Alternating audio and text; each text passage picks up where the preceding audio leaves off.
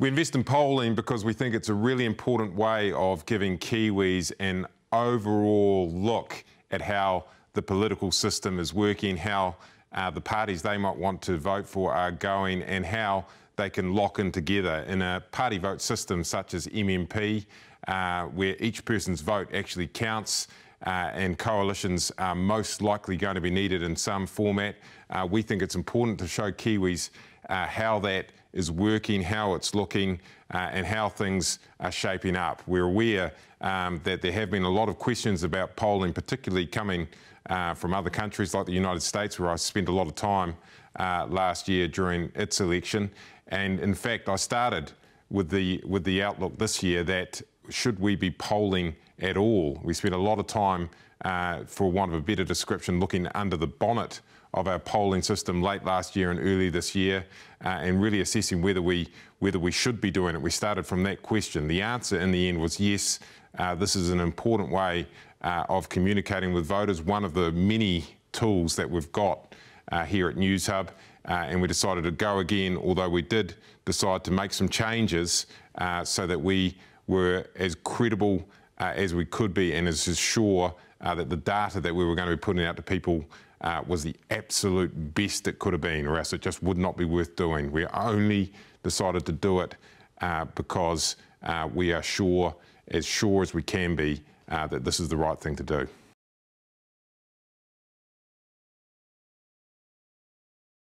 It's really important to remember that polls, of which we only do a small number each year, are just one part of political reporting, one part of informing the electorate, and there is no way that they should ever crowd out other issues like what the parties stand for.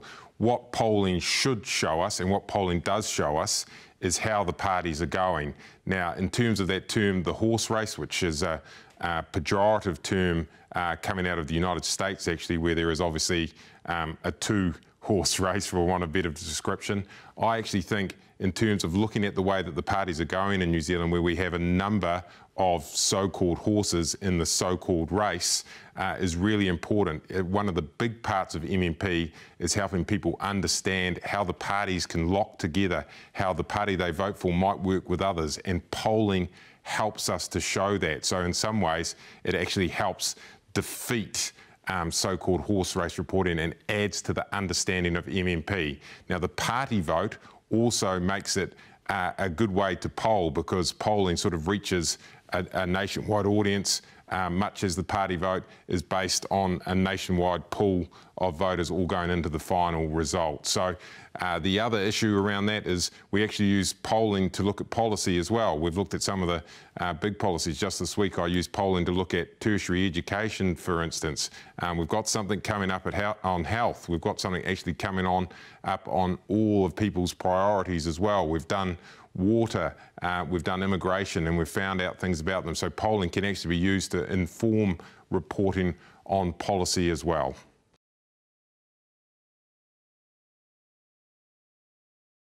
Reid Research keeps the polling representative by using data from Statistics New Zealand to inform exactly who they're after. That's by age, by sex, and by region. They break it down like that and actually look for specific people, such as a woman over 35 in Northland. They make their phone calls until they get those people, and they work really hard at doing it and sticking to that effective quota that is a reflection of New Zealand. Now, when they do get into some difficulty, and I can tell you where they are, they're with males who often refuse to take their phone calls, or with young people who we know are living their life on mobile phones.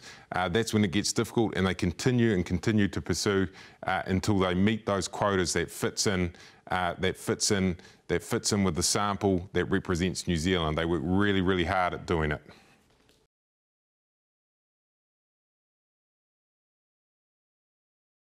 We made that change when we got under the bonnet and looked at polling last year. As I said, it's been difficult to reach men, and particularly to reach young people.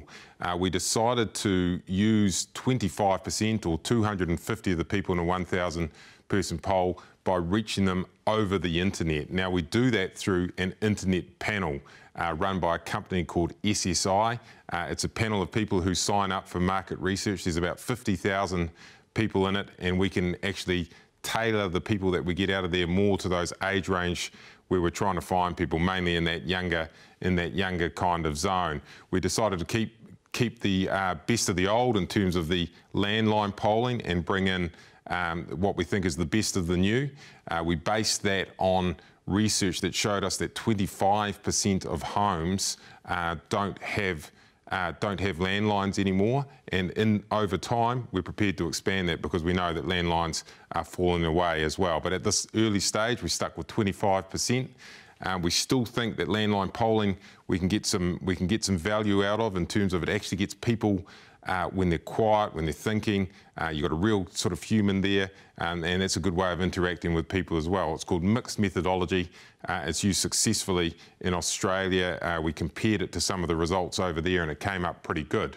Now, one of the questions that always comes up around this is why don't we poll cell phones? I really wanted to poll cell phones. Newshub really wanted to poll cell phones. It's very, very difficult because there is no cell phone registry or no cell phone white pages. So it means literally guessing numbers and hoping that someone would pick up. It's very expensive because of the high miss rate. It's actually nearly impossible to do without an unlimited budget. And, you know, with the number of prepaid cell phones and cell phones that are turned off, it's just very, very hard to do. We couldn't do it. That's why we went to the internet panel.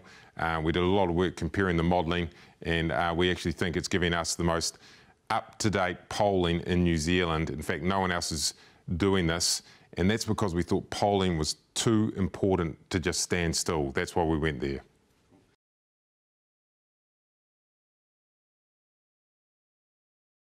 Polls do have an influence, not just the Newshub poll, but also the other credible public poll at TVNZ and those in the background, those internal polls done by National and Labour or other parties. All of them have an influence, but it's just one influence. The change of leadership of any political movement has a lot more going on. Outward performance, inward performance, what people in the caucus and the wider movements think, public pressure or otherwise, all play a role. Polling is just one part of that. Nothing, no one single thing can ever be attributed to ending a leadership. It's always a build-up of a number of things. It's always a very, very complicated process. But the simple fact is that polling is scientific. Political parties and everyone involved in them do take a lot of notice of when they're around, but they are only one factor in those really, really major changes, which are essentially seismic changes in political movements when a leader changes.